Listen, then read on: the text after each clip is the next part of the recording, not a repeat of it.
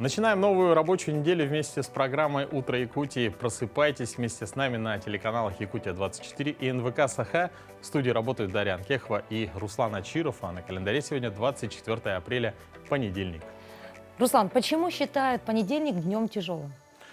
Слушай, я не могу знать, историю происхождения этого выражения, но если размышлять чисто логически, думаю, что пошло оно от людей, которым очень трудно вставать утром после бурных выходных. Ну, я думаю, это некое стереотипное мышление, поэтому предлагаю, допустим, сегодня сделать понедельник днем веселым. А почему бы нет? Кстати, действительно, почему бы нет? И, друзья, если вы сегодня вдруг опоздали на работу, то хотя бы домой уйдите пораньше, как говорится. Ну что, давайте мы немножко расскажем о том, что сегодня ждет нас в нашей программе. Во-первых, мы поговорим с нашим гостем в студии про грядущую гидрологическую обстановку, когда вот растает еще больше снег и, соответственно, вскроются реки.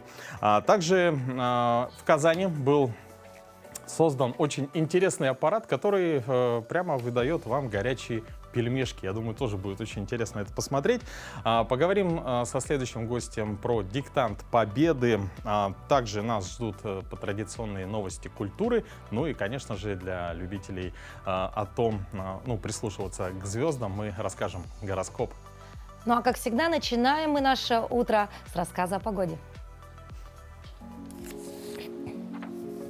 В центральных районах температура воздуха на 6 часов утра была на отметке минус 9 градусов.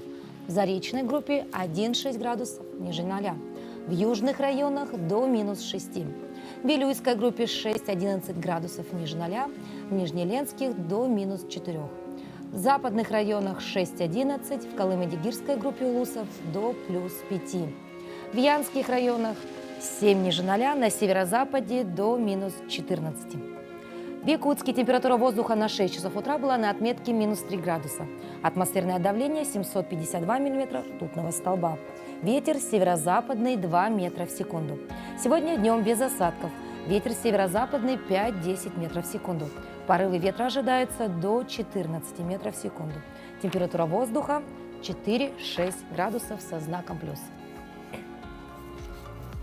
Ну а сегодня 24 апреля, день рождения газировки. Я думаю, много телезрителей любят этот напиток. Сколько его только не придумали. Это сладкое, минеральное, с фруктовыми добавками. Не всегда полезное. Не всегда полезное. А я, кстати, вспомнил слово «сифон», если я не ошибаюсь.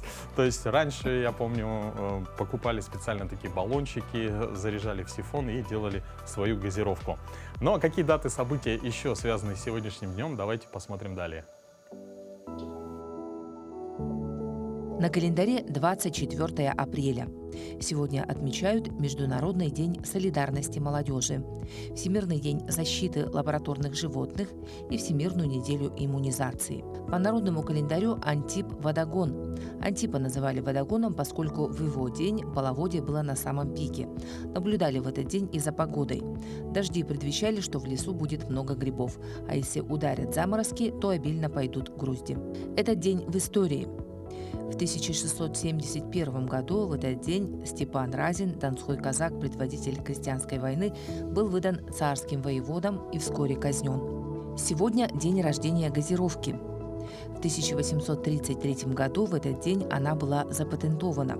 Изобретением мир обязан британскому химику, богослову, философу Джозефу Пристли, открывшему одно из свойств диоксида углерода, с помощью которого и стало возможным создать газированную воду. В этот день родились Вера Романова, русская княжна императорской крови. В 1952 году родился Жан-Поль Готье, французский модельер, президент собственного модного дома. В этот день также родилась Ирина Чащина, российская гимнастка, призер Олимпийских игр, заслуженный мастер спорта. Именины сегодня у Ефима, Ивана, Николая, Петра, Прохора и Якова. Как уже было сказано, в народном календаре 24 апреля известен как День Антипа Половода, либо водогона. Половодом Антипа называли, поскольку к 24 апреля уже скрывались ото льда практически все реки, бурно разливая воды по округам. Тем временем в Якутии скрытие рек этой весной ожидается раньше нормы. О датах и самых опасных участках и прогнозах мы поговорим сегодня с нашим утренним гостем. У нас в гостях Вячеслав Анатольевич Шихиров, заместитель начальника Якутского гидромедцентра. Доброе утро. Доброе. Вячеслав Анатольевич, март принес рекордный, да, от 2 до 6 норм выпал у нас месячных норм снега, осадков. И в регионе в связи с этим прогнозируют сложную паводковую обстановку. Вот когда нам ждать вскрытия рек? Вскрытие реки Лена у нас в Ленском и Алекнинском районе у нас ожидается с 8 по 15 мая. На участке от Покровска, Кангаласы, Нанцы у нас ожидается с 15 по 18 мая на территории Кобяйского района, с 19 по 21 мая у поселка Кисюр в последних числах мая. И реки у нас северо-востока ожидается вскрытие в третьей декаде мая. Во второй декаде мая мы ожидаем вскрытия это рек Амга, Алдан и Вилюй. И устьевые участки рек у нас должны вскрыться в первой декаде июня. Уровни воды у нас ожидаются выше средних многолетних значений. И только на территории Ленского района и на реках северо-востока в пределах нормы. Ну, как всегда, многих жителей Якутии интересует вопрос по поводу все-таки затопления. Можете ли назвать уже сейчас наиболее опасные участки ледохода? Наиболее опасные участки ледохода – это участки со сложными морфометрическими условиями, основные из которых являются это уклон водной реки от большего к меньшему, также это извилистость русел, да, сужение русел, плюс наличие островов. Все это, конечно, затрудняет продвижение ледохода. Ну, кстати, я вот знаю, что некоторые вот турбазы, да, уже выкуплены, да, вот именно вот по датам. А вот насколько бывают вот точны вот такие прогнозы, что, вот, допустим, с 15 вот в районе города Якутска пройдет, да, ледоход? Или вот там все равно идет какая-то поправка? Плюс-минус. Да, плюс-минус. Да, есть поправка, есть конкретные даты, когда мы там прогнозируем, плюс-минус 5 дней. Вот все будет зависеть, какая погода будет в период вскрытия. То есть можно где-то дней на 5 забронировать домик на берегу реки. А скажите, вот нам известно, что обстановку на реках Якутии отслеживают гидропосты. Якутский гидромедцентр и МЧС через приемно-передающий комплекс космического мониторинга, который по соглашению с Роскосмосом заработал 1 апреля. Расскажите, как вообще вот это происходит, как это работает? На территории республики в зоне ответственности, да, Якутского управления гидромедслужбы к информационной работе у нас будет привлечены 126 гидропостов, плюс порядка 70 это будет еще временные гидропосты, которые организованы нашими специалистами на основании заключенных договоров с муниципальными образованиями для отслеживания продвижения ледохода на реках республики. Да, вот этот передающий комплекс космических космоснимков нам также предоставляет МЧС региональный, да. У нас идет с ними обмен информацией, мы там уровни воды, там еще какую-то информацию, они нам предоставляют эти снимки, и по ним иногда хорошо очень видно, где идет ледоход, наблюдается, где нижняя кромка, где там верхняя кромка, можно определить, где установился затор. Как раз выше я говорил, что видно, где излучины, да, резкие повороты, там видно, где скопление льда, лед скопился, а ниже, получается, там участки чистой воды. Можно тогда спрогнозировать тоже какую-то ситуацию, смотреть на эти снимки. В принципе, можно сэкономить на вертолетах, чтобы не летать на ледовую авиаразведку, а с помощью этих снимков можно оценить обстановку. Это все мы делаем вместе, сообща с нашим региональным МЧС. Да. Если вспомнить прошлый обстановку, да, при паводке, да, мы вспоминаем Амгу, да, когда была очень такая серьезная ситуация, да. Как вы считаете, все-таки мы сейчас уже можем анализировать, почему это произошло, да, и, соответственно, что нужно сделать, чтобы подобного не случилось? Для реки Амга историческим, наверное, можно считать 2018 год, да, когда 11 мая 2018 года уровень максимальный достиг 11 метров 5 сантиметров, что превысило опасную отметку на 1,80 м. Это произошло вследствие образования затора льда. То есть был довольно-таки мощный затор, который и спровоцировал это наводнение. Но также еще, опять же, можно определиться, что погода была какая в этот период, да, если понизилась резкая температура, образовался затор, лед смерзся, и верхний поток вот этого льдин он начал просто набиваться, ну и тогда уже, конечно, включаются уже другие структуры, МЧС, служба спасения, взрывные отряды, которые начинают производить взрыв от этого затора, чтобы его разрушить. Ну все, да, зависит от, опять же, извилистости русел, сужения, подготовлен был лед или нет. Ну, эти все факторы надо учитывать. А в целом есть какой-либо прогноз, вот что нам ожидать от погоды весеннее половодье, как она обычно меняется? Ну, по предварительному прогнозу на май месяц можно сказать, что среднемесячная температура ожидается на 1,3 градуса выше нормы, в северных районах на 4,6, на юге республики в пределах нормы. И дефицит, прогнозируется дефицит осадков, и только в Верхоянском, Тампонском, Аймеконском районе и на юге республики в пределах нормы. Ну, то есть весна должна быть у нас классической. Ну, то есть не холоднее, не теплее. Да, ну сейчас, пределах да, сейчас мы с каждым днем у нас будет увеличиваться температура, то есть с каждым днем будет теплеть.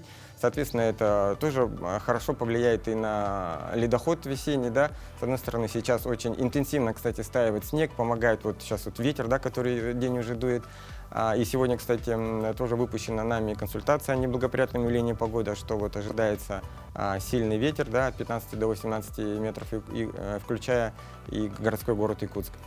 Вот. И очень быстро съедается снег, соответственно, ну, он постепенно стаивает, значит, приток в основное русло будет, ну, не совсем, скажем так, большим, да, и может ледоход пройти более-менее спокойно. Но все же, опять же, будет зависеть, какая будет погода в период вскрытия. А такой вопрос из ряда фантастики, а можно ли вообще предотвратить наводнение? Думаю, что наводнение предотвратить их невозможно, но можно снизить их влияние, да. Ну, для этого у нас проводятся, кстати, только в Республике Саха-Якутия проводятся такие превентивные мероприятия, как это зачернение льда и распиловка льда. Да? Этим занимается у нас Ленское бассейноводное управление Федерального агентства водных ресурсов, а также и компания Лена-Регион Водхоз. Вот сейчас они занимаются как раз этими вопросами на реке Лена, Алдан, Тока, Нюя, Колыма. В общем, идет подготовка к безопасному прохождению весеннего половодья. Вячеслав Анатольевич, спасибо вам большое. Мы будем надеяться, что погода, которая дала нам так много осадков, может быть, соблаговолит себя хорошо вести в мае месяце. Ну а сейчас, дорогие друзья, мы прервемся на некоторое время. Не переключайтесь, впереди у нас новости.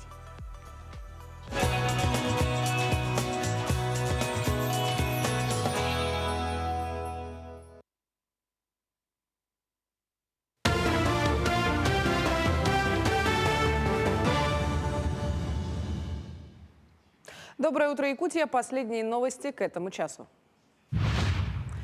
Правопреемники гражданина, у которого после смерти остались пенсионные накопления, смогут получить извещение о возможности их получения. Чтобы определить правопреемников накоплений, человеку необходимо подать заявление в Социальный фонд России или в негосударственный пенсионный фонд, если пенсионные накопления формируются в нем.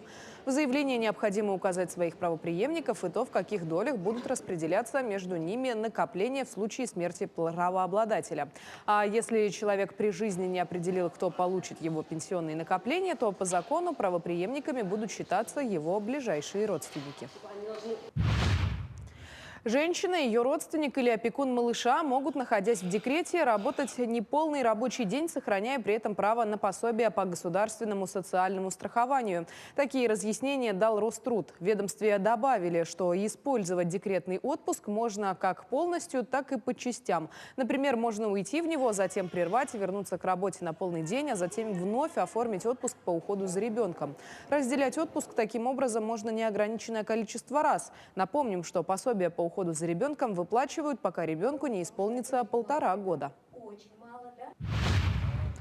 Правительство дополнительно направит более 60,5 миллиардов рублей на строительство социальных учреждений и объектов транспортной инфраструктуры. Эти средства предполагается использовать для строительства, реконструкции и капитального ремонта медицинских, образовательных и культурных учреждений, а также объектов транспортной инфраструктуры. Кроме того, финансирование должно помочь в завершении работ на федеральных и региональных объектах. В частности, речь идет о строительстве комплекса общежитий для студентов Сибирского федерального университета в Красноярске, реконструкции реконструкции аэропорта Усть-Камчатск в Камчатском крае, а также строительстве и реконструкции участков автодорог Байкал, Лена, Колыма и Кавказ. В столице республики продолжаются мероприятия по откачке талых вод и вывозу снега. В этом году выпало осадков больше нормы, что привело к увеличению талых вод. Так, за сезон из города вывезли более 800 тысяч кубов снега, что превышает прошлогодние показатели в 2 раза.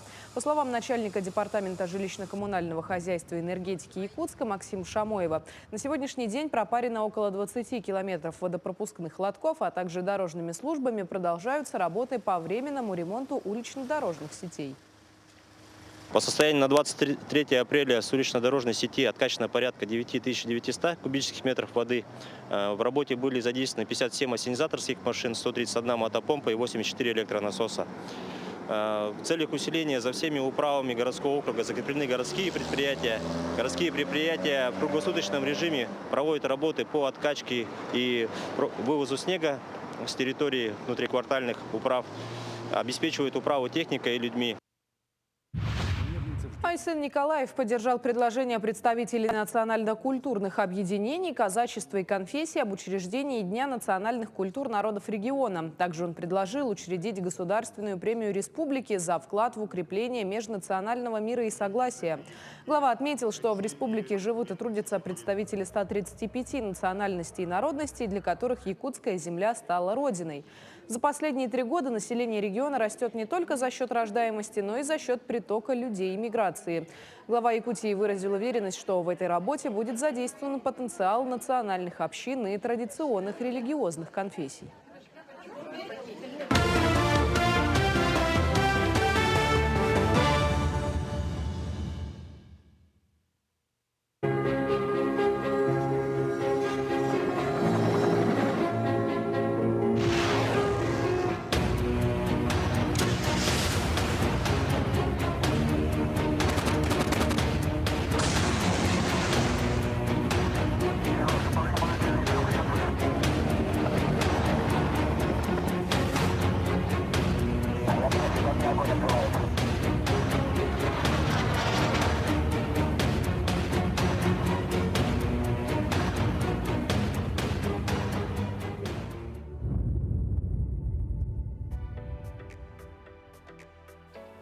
А мы вновь в прямом эфире. Это «Утро Якутия» на телеканале «Якутия-24» и НВК «Саха». Знаешь, Руслан, у многих, наверное, утро начинается с чашечки кофе. Особенно это просто, когда ты приходишь на работу, как мы, собственно, с тобой, и у нас стоят аппараты. Ничего проще нет. Оплатил, и чашечка кофе у тебя в руках. Но технологии не стоят на месте. Что ты скажешь на то, что в Казани придумали очень интересный аппарат. Вообще представили первый в мире торговый автомат, который выдает горячие пельмени. Подогретые пельмени в баночке можно есть на ходу. Вот посмотрите, как выглядит это чудо-разработка. Казанский предприниматель Семен Фролов выпустил первый в мире вендинговый аппарат с готовыми пельменями. Называется устройство «Пельменей». Девайс можно разогреть и выдать баночку с подогретыми пельменями, которые можно есть сразу после получения. Пользователь может выбрать вкус блюда и соус к нему. Вот как это работает. В аппарат заряжают банки с замороженными пельменями. По словам разработчика, он придумал рецепт, который позволяет быстро разогреть блюдо. Частично готовые пельмени замораживаются с добавлением масла и специй и хранятся в аппарате. Пользователь выбирает вкус и соус и оплачивает покупку по карте. Нагревательные элементы делают пельмени горячими. На это уходит около 2 минут. Затем автомат выдает банку с пельменями. Себестоимость одной порции 120 рублей. Рекомендуемая цена продажи 249. Устройство может готовить сразу несколько порций пельменей, если желающих отведать блюдо оказалось несколько. Над созданием устройства работали более 4 лет. А в 2021 году предприниматель получил грант в размере 2 миллионов рублей. На эти деньги изготовили первый прототип. Проект также финансировался за счет гранта Сколково и собственных денег Фролова.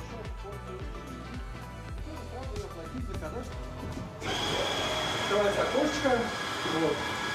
Вот. Мы берем пельмешки. Тут будет на них какая-то этикетка с информацией производителя. Ох, горячие какие. Очень горячие.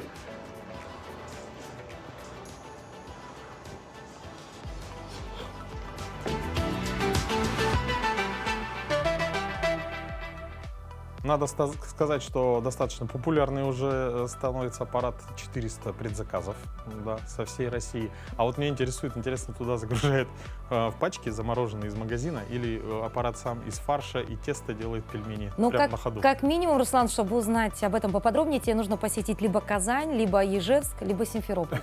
Вот там И стоит- разобрать аппарат? И разобрать аппарат как минимум. Ну, знаешь, я думаю, недалеки те времена, когда и пирожки будут выдавать уже аппараты. И я думаю, а почему бы нет? И плов тебе сразу положат, и все, и борщ. Многие нальют. бабушки сейчас очень с недоверием посмотрели на экран телевизора, Даша. Возможно.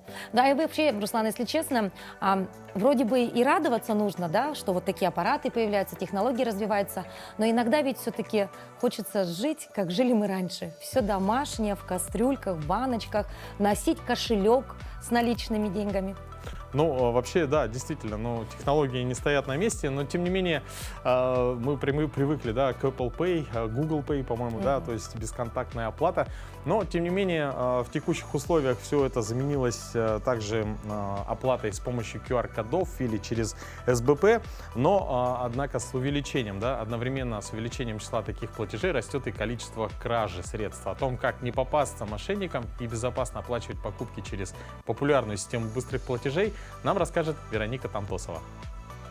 Доброе утро, дорогие телезрители. Итак, ответ мошенникам. В первом чтении приняли закон о защите у нас банковских переводов. То есть теперь переводы, которые совершаются без согласия клиента, или переводы, которые подозрительные, проходят через систему быстрых платежей, да, систему СПБ, то есть другие банки, будут ограничивать. То есть Центробанк разработает целую схему, по которой будет проверять банк, относится ли данный платеж к добровольному, и нет ли у него признак, что это добровольный платеж, но под влиянием заблуждения.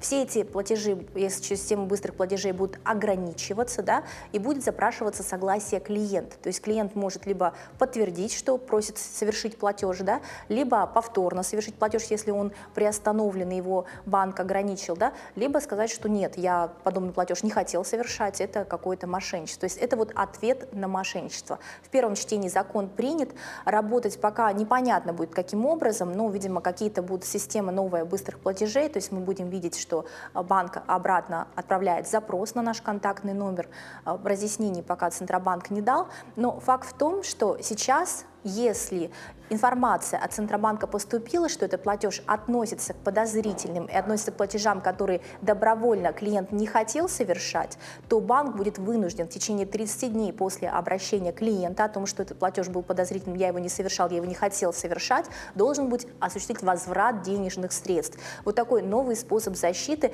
получается, минуя систему судебную. То есть если раньше мы были вынуждены обращаться в суд и доказывать, что банк неправомерно совершил платеж, то сейчас это упростит, конечно, задачу, нужно будет с перечнем ознакомиться, но и надеюсь, что в первую очередь защитит наше старшее поколение, которое, к сожалению, особенно страдает от мошенников. Так что ждем второго чтения закона, и когда примут, обязательно с вами поделимся. Все, что было у тебя в детстве, уже хорошо тем, что ты когда-то был ребенком.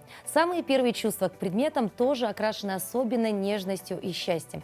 Неудивительно, что советские игрушки – это такая популярная тема именно для воспоминаний. Сколько прекрасных часов радости и счастья они подарили нашим нынешним взрослым. Сегодня в рубрике «История вещей» вспомним самые популярные фигурки – солдатики.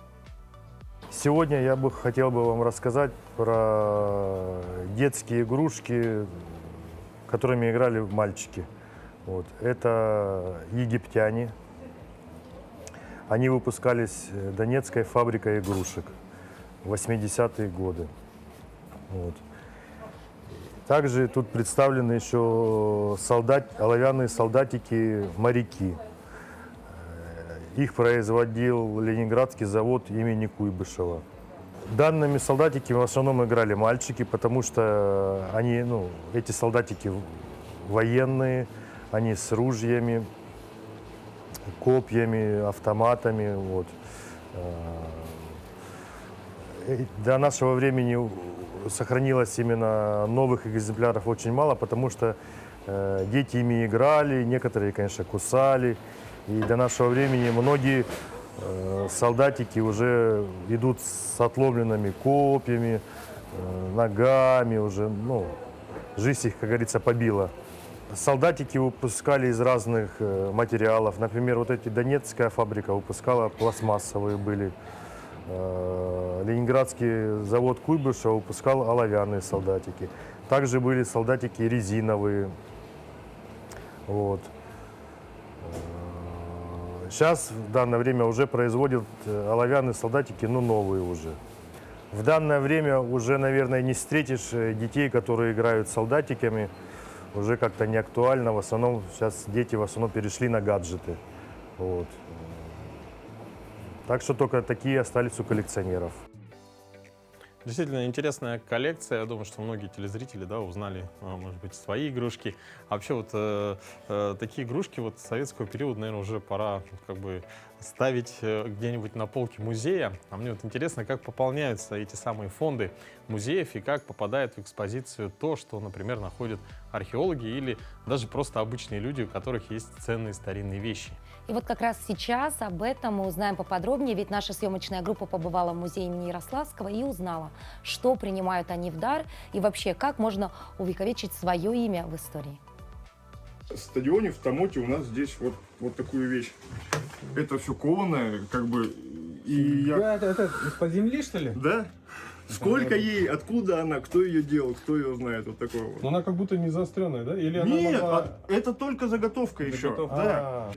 Леонид Солкин показывает нашей съемочной группе найденную им при строительных работах старинную железную заготовку меча. Предположив, что находка может иметь историческую и культурную ценность, решает передать ее в дар музею имени Ярославского в Якутске. По его просьбе мы доставляем артефакт музейным работникам. Леонид Солкин нашел вот древний меч, и он дарит это вашему музею. По форме лезвия схож на батья. Вот полукруглая металлара. Элементарно батья.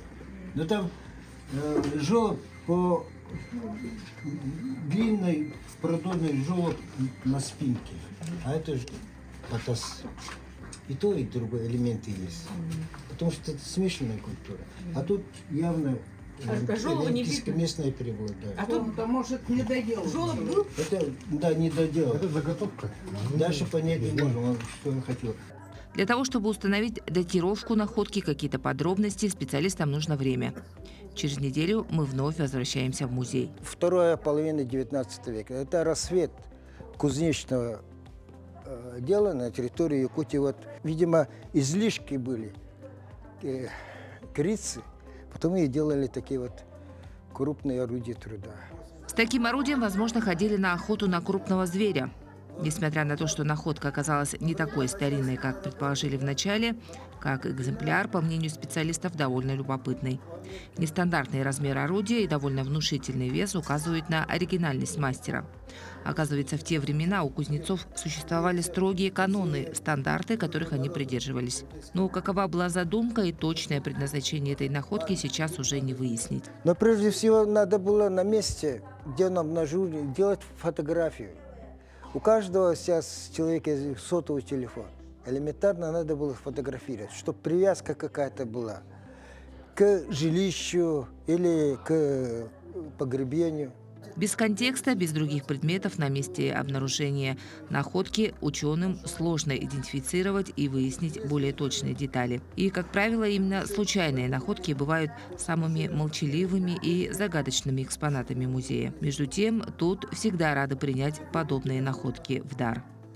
Евдокия Колодезникова, хранитель фондов музея, все имеющиеся и поступающие экспонаты заносит по старинке в специальный журнал. Есть, конечно, электронная версия, но так уж повелось в музее иметь еще и бумажный архив. Книга поступлений номер. В 50-х годах начали переписывать, я же говорила, начали писать книги поступлений. Вот тут у нас вот эти книги в таком состоянии. Тоже реставрация нуждается, да? Одним из интересных и ценных даров музея считают коллекцию первой леди Венгрии Фени Ракоши – предметы декоративно-прикладного искусства народов Европы. Один из подарков является и вовсе уникальным. Слуцкий пояс был сшит в городе Слуцке, это сейчас территория Беларуси же, да? И там это 18 век. Представляете, в самом-то Слуцке там, говорят, несколько штук осталось. Потому что это же первое лицо государства был, Матис Аракашита. И, конечно, когда всякие делегации приезжали, они ему дарили не какие-нибудь там плохие предметы, да, естественно, шедевры от имени своего там государства, да, подарки делали. И все это коллекция попала к нам, как получается. Подаренные музею экспонаты ежегодно в мае выставляются в специальную экспозицию, и каждый посетитель их может увидеть. Переданный томоцем Леонидом Солкиным Батыя тоже попадет скоро в экспозицию.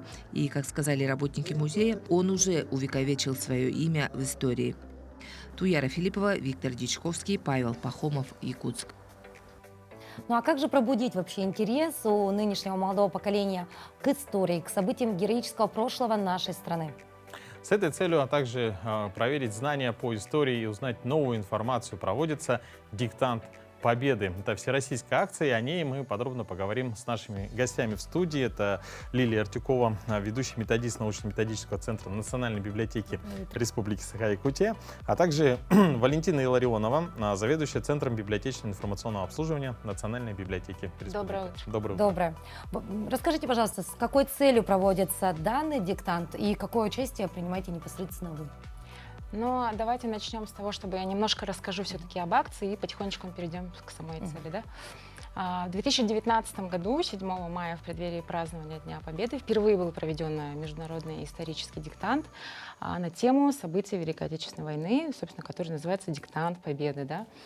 Тогда приняло участие 85 регионов нашей страны и более 20 иностранных государств, такие как Чехия, Дания, Германия, Австрия и так далее. Акция является очень важным мероприятием, да, и он посвящен не только проверке уровня знаний военной истории, да, нашей страны, а все-таки главной целью является объединение всех граждан России и пробуждение интереса у школьников, молодежи, взрослого населения, да, к событиям Великой Отечественной войны. А помимо просветительской цели, все-таки это дань уважения нашим ветеранам и дань уважения истории нашей Родины, прежде всего. А на кого рассчитана данная акция? Но, как я уже сказала, и для молодежи, и для абитуриентов, студентов, взрослого населения нашей страны, взрослого населения других, да, иностранных государств. То есть здесь нет никаких возрастных ограничений. Возрастных ограничений нету. И в прошлом году, да, если смотреть данные, самый пожилой участник это был 90-50-летний ветеран. А самый юный участник был 9-летний юноша. И оказывается, не только взрослые наши осознанные граждане понимают всю значимость, да?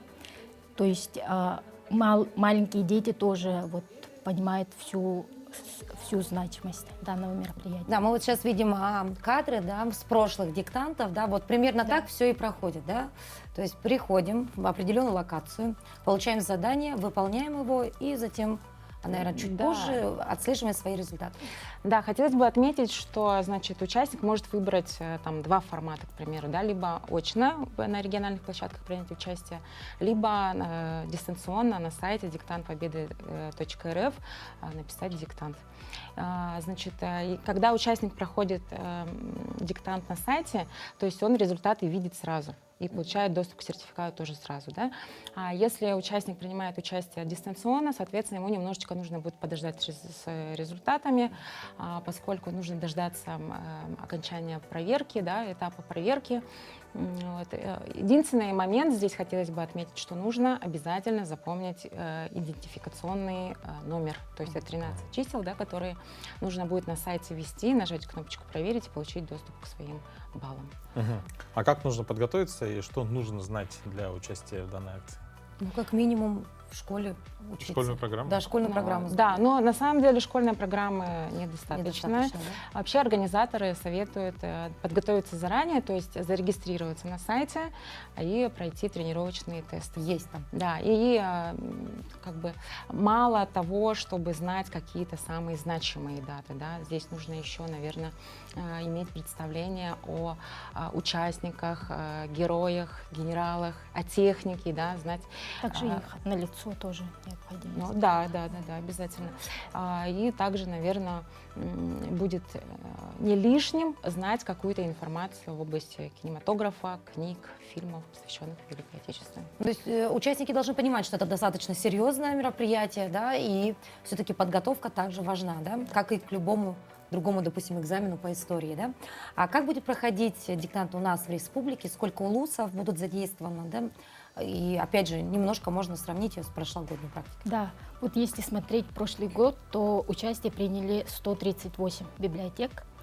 В этом году мы увеличили наше количество. В этом году 164 площадки заявлено. Так, 32 района будут принимать участие. А если вот по республике смотреть, да, в прошлом году, в 2022 году, принимало участие по республике, не только в библиотеках, да, более 10 тысяч человек. А именно по библиотекам участников было 1500 человек приняло участие. Ну, сейчас у вас есть возможность, либо если есть возможность записаться, да, еще принять участие, то обратиться к нашим зрителям, либо напомнить, какого числа будет проходить. Да, 27 апреля пройдет диктант Победы в этом году, в 15 часов мы его начнем. Что касается Национальной библиотеки, у нас будет работать 4 площадки. Записаться можно, значит, по единому номеру контакт-центра 455-855. Записывайтесь, обязательно приходите. Да, необходимо записаться на площадке на сайте diktant.rf.ru. Телефон, напомним, 455-855. Ну что, спасибо большое, что посетили наш утренний эфир. Мы надеемся, что все-таки количество участников в этом году порадует не только вас, да, и всех жителей республики, но самое главное — результаты. Все-таки это благое дело. Спасибо большое. Спасибо. В ДК имени Гагарина проходит выставка «Копи смех к зиме», организованная Фондом поддержки современного искусства Якутии «Аяркут», на которой представлены работы современных художников. Там можно увидеть инсталляцию из волос и переработанных чеков, ковер под вуалью, женское ритуальное одеяние, документальный фильм про якутов и десятки других работ.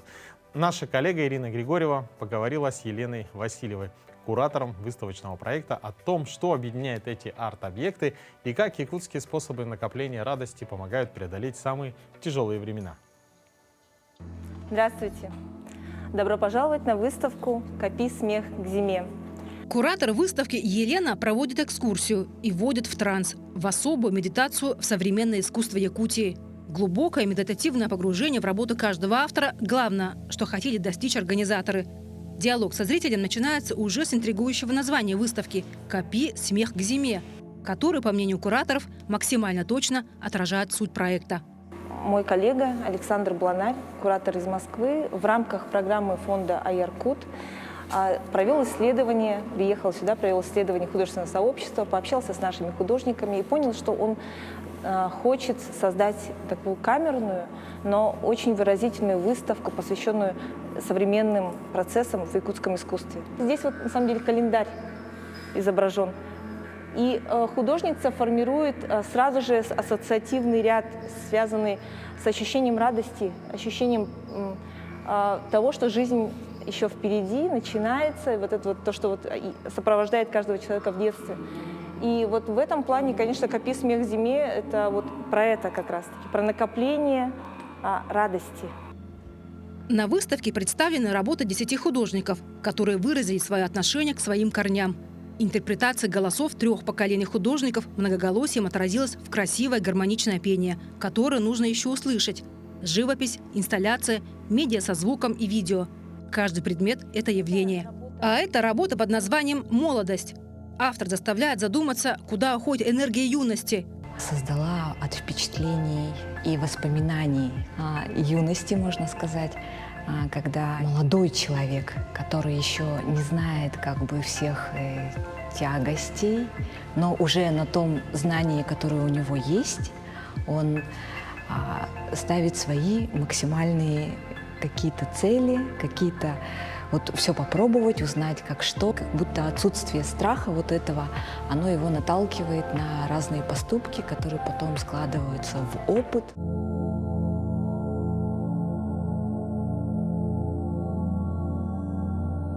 По мнению организаторов, якутское искусство многогранно. Это переплетение связи с природой, с традициями и со временем.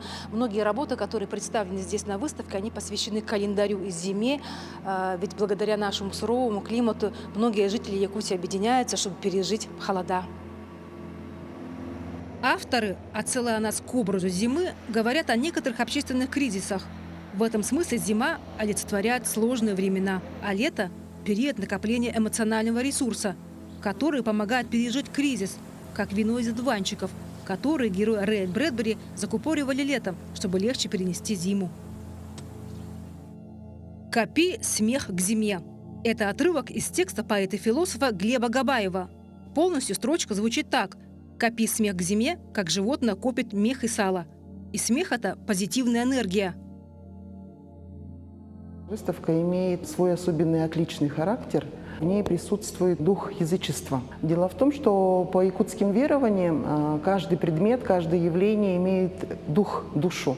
Это самостоятельное такое живущее существо. Если вспомнить слова Дерсу Узала, его тоже люди, которые он применял ко всему, к животным, к бревну, к облаку, то же самое, наверное, можно сказать и про якутское мировосприятие. Зима и лето – это метасмыслы и два полярных ощущения для каждого жителя Якутии. Лето короткое, жаркое и оттого такое ценное. Именно зимой испокон веков творили якутские художники. Данный проект подчеркивает важность неоднократных показов регионального искусства в образовательном центре Московского музея современного искусства.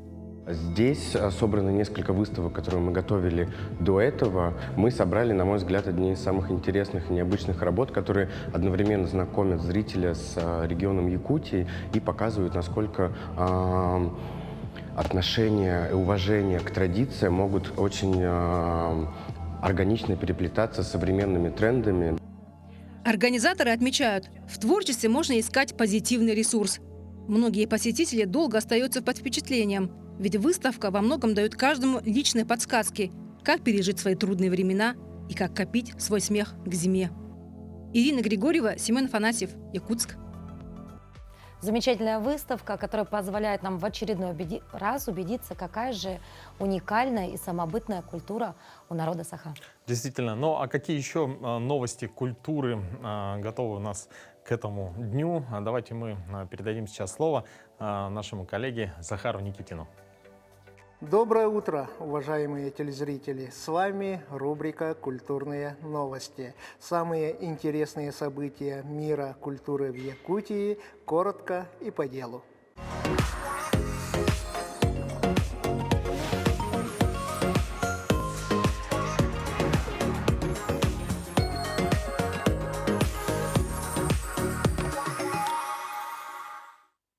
Министерство культуры и духовного развития нашей республики ведет переговоры с руководством Русского музея в Санкт-Петербурге об организации выставки выдающегося художника-мариниста Ивана Айвазовского в Национальном художественном музее в Якутске. Именно Русский музей является обладателем самой большой коллекции полотен Айвазовского. По предварительным договоренностям якутяне смогут воочию увидеть картины Айвазовского уже в 2024 году. Это не первый масштабный совместный проект Национального художественного музея и ведущих художественных галерей страны. В прошлом году в Якутск приезжала экспозиция Третьяковской галереи, а сейчас в Национальном художественном музее идет выставка «Иван Шишкин. Живопись и графика». В 2027 году наша республика отметит 150-летие со дня рождения основоположника и просветителя Алексея Елисеевича Кулаковского-Эксекюля. Однако подготовка к знаменательному событию ведется уже сейчас. Готовится к изданию полное собрание сочинений Кулаковского в 9 томах. Намечаются съемки научно-художественного фильма об основоположнике якутской литературы и большая научная экспедиция тропою Эксекюляха.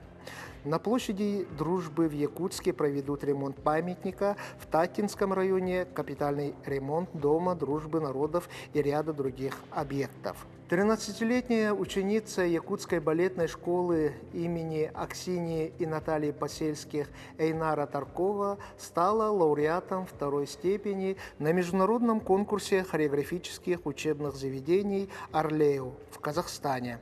В конкурсе «Орлею» приняли участие свыше 150 обучающихся из балетных школ Казахстана, Кыргызстана, Узбекистана, Кореи и России.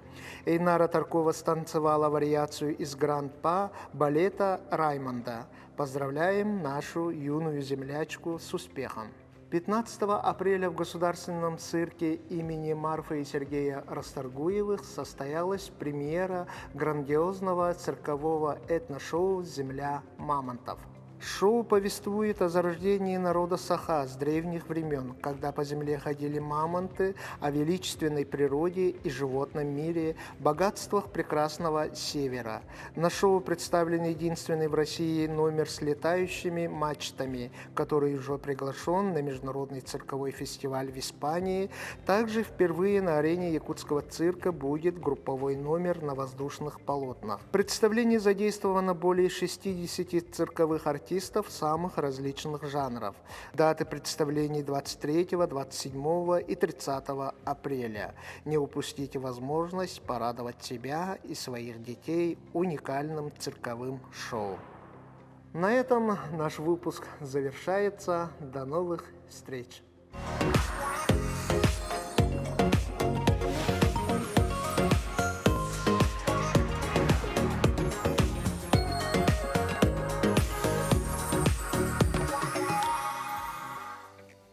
Ну а теперь давайте перейдем от новостей в мире культуры к новостям, которые произошли на территории нашей республики и за ее пределами. Надежде Саханской предоставляем слово.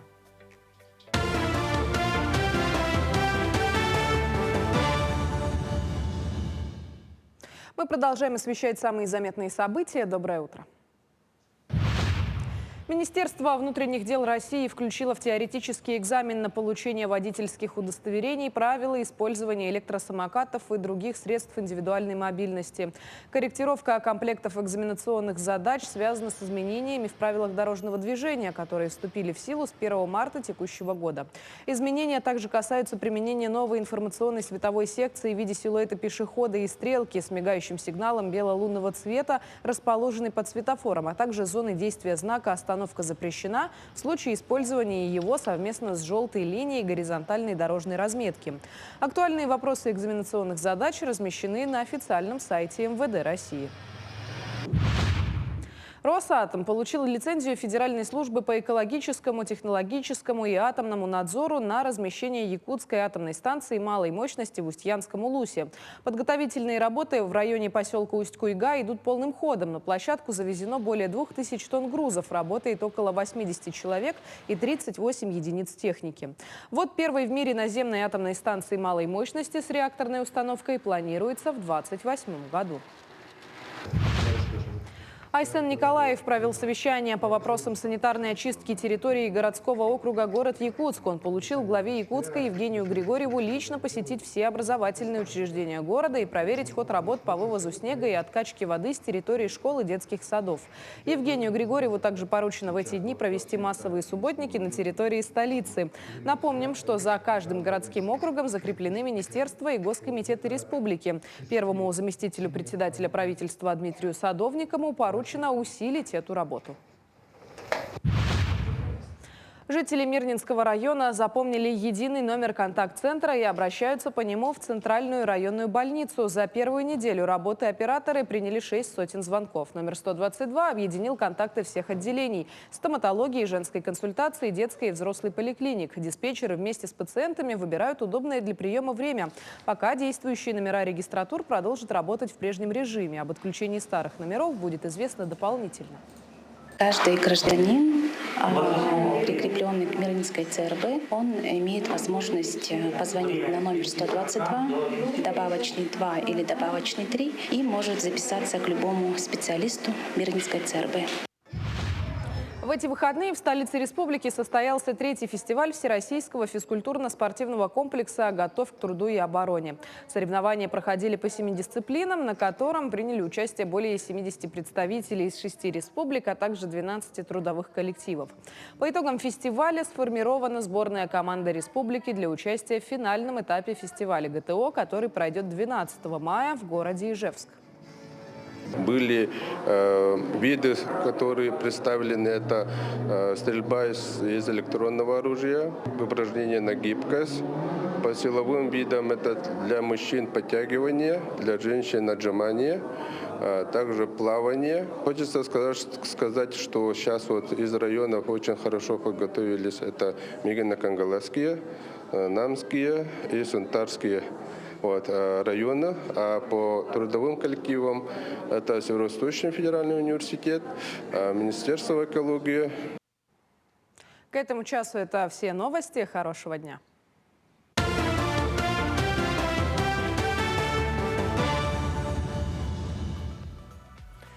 На этом наш эфир продолжается, и прежде чем с вами попрощаться, дорогие друзья, мы предлагаем вам прослушать астрологический прогноз. Потому что сегодня понедельник, ну а что ждет нас на этой неделе, мы должны прям вот сейчас узнать и, соответственно, подготовить все свои планы, разложить, соответственно, гороскопу.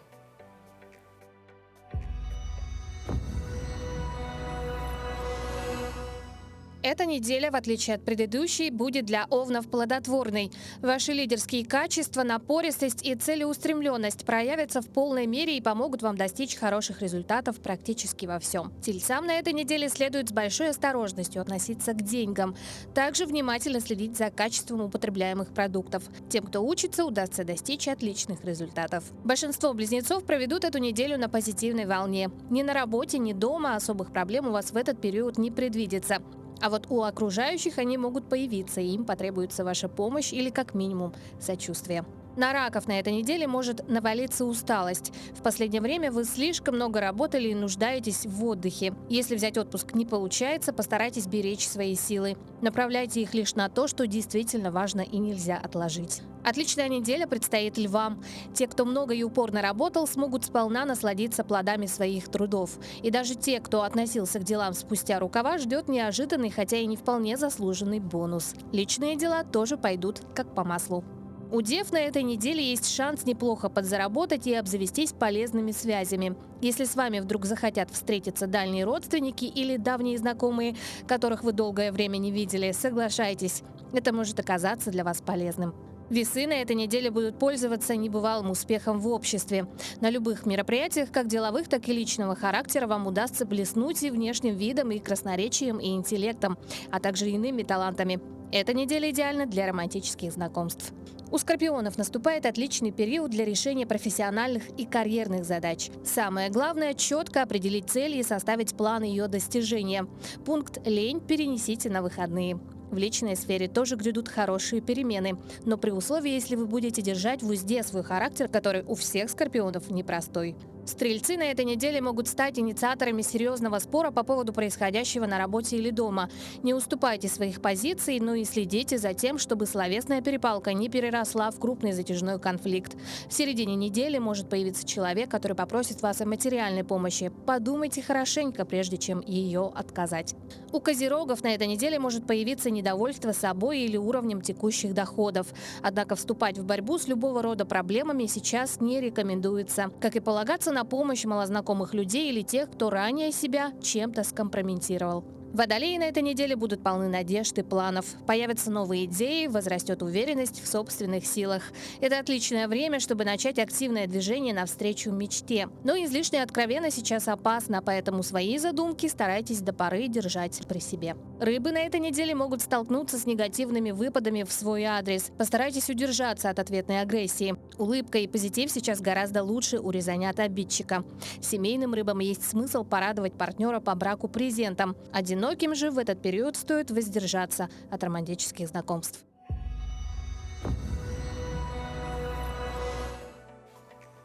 Руслан, ну а сейчас давай завершим эфир, как всегда, красивыми кадрами. Ну, любим мы это делать. Абсолютно согласен. Ленинградский зоопарк опубликовал в своем телеграм-канале АСМР-видео от нашей умницы и красавицы Харчаны, где медведица с большим удовольствием поедает мороженое в своем крытом домике. Давайте смотрим, слушаем и даже немного завидуем. Ведь это настоящее счастье теплым весенним днем полакомиться холодненькими овощами и фруктами.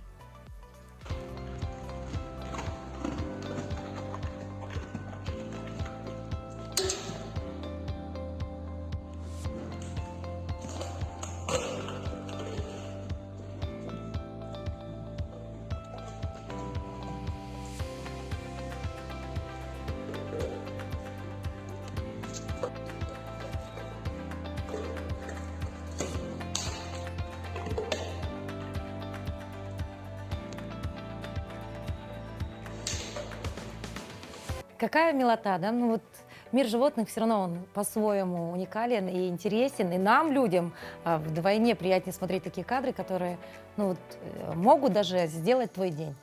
Да, абсолютно согласен. Ну, я думаю, что мы сегодня выполнили свою задачу, взбодрили вас с утра, рассказали про интересные новости, пообщались с интересными нашими гостями и думаем, что это очень хорошее начало новой рабочей недели.